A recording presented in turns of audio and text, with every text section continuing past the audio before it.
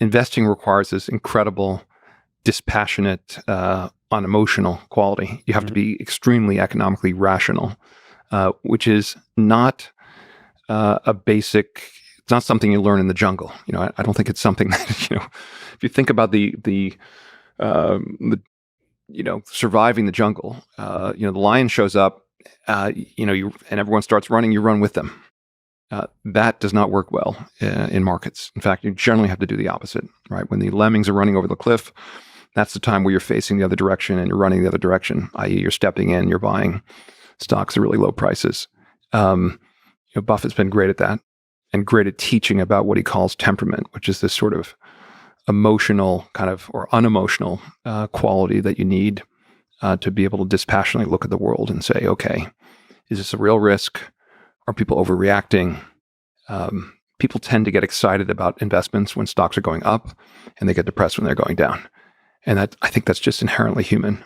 You have to reverse that. You have to get excited when things get cheaper, and you got to get concerned when things get more expensive. If you have a temperament that when others are fearful, you're going to get scared yourself. You are not going to make a lot of money in securities over time in all probability. People really, if they didn't look at quotations, but of course the whole world is urging them to look at quotations, and more than that, do something based on small changes in quotations. But if you didn't, think how much more rational, we've talked about it before, but think how much more rational investing in a farm is than the way many people buy stocks. If you buy a farm, do you get a quote next week? Do you get a quote next month? If you buy an apartment house, do you get a quote next week or month? No, you look at the apartment house or the farm and you say, I expected it to produce so many bushels of soybeans and corn, and if it does that, it meets my expectations.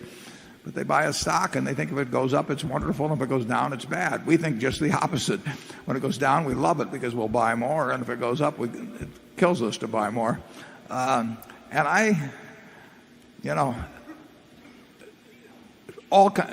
Graham wrote about it. It's been explained.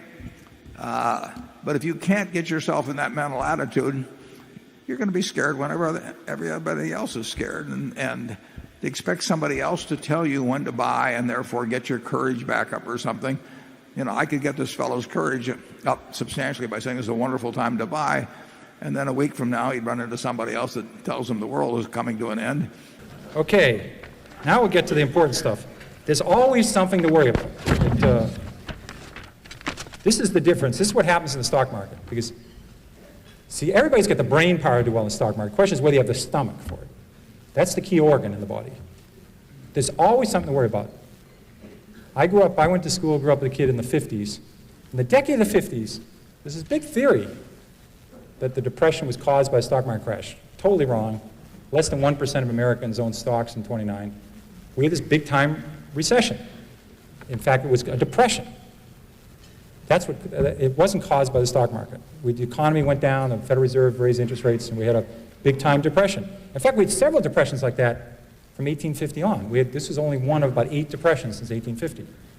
But people thought the only reason we got out of the depression was World War II, and they said once we get back, next time we have a recession, we're going to have a depression. And it's going to be a great depression. I never understood that adjective in front of depression. It ought to be crummy depression or bad depression, but it was always great depression. I never quite understood that one. So people weren't buying stocks in the 50s because they thought that another great depression was going to happen. In addition, people were very scared about nuclear warheads and nuclear war in the 50s. People were building fallout shelters, stocking canned goods. There's something about going to Vermont, building a fallout shelter, putting canned goods in it, that you don't buy Minnesota Mining or you don't buy Eastman Kodak. The syllogism just doesn't work out that you're buying lots of water, buying a shotgun, buying frozen food that will stay in the freezer with your own generator, and you're looking at growth stocks. Doesn't seem to work out that way, And I remember in the 50s, I remember literally in classes, I was in elementary school in the 50s, and they'd come in, they'd have one of these air raid drills. Somebody with a yellow hat would come in, they'd blow a whistle, and you'd get under your desk. Even then I says, I don't think this is going to do a lot of good. But people were worried about a depression in nuclear war in the 50s. And then, the warheads, they couldn't do much damage back in the 50s. Now one of these Stan countries, these Kakistan and Kazakhstan, all these Stan guys that have spun off these Friedman building spin-offs from the Soviet Union, they didn't lead it. There was a co-deal with somebody else. Goldman Sachs, and they're on the left side, though. Every one of these little countries has enough warheads to blow the world up 88 times. I mean, who's built a fallout shelter lately? You know, we stopped worrying about it. I mean, there's always something to worry about. In the 50s, it was depression and nuclear war. The 50s was the best decade this century for the stock market, except for the 80s. Only slightly better. The 80s are only slightly better. People didn't expect a lot. We had an okay, it wasn't a great decade. They just didn't expect much. We made it through. And the stock market was terrific. Do you remember when oil went from 4 to 40? Remember that period? Oil went from 4 to 40, and the experts said it was going to go to 100, and all the countries of the world were going to go bankrupt.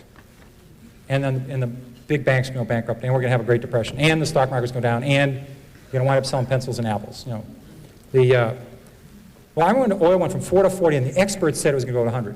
Within 2 years, oil was at 14. The experts, now much higher paid at this point, are saying it's going to go to 4, and we're going to have a depression. And people believed it again. You know,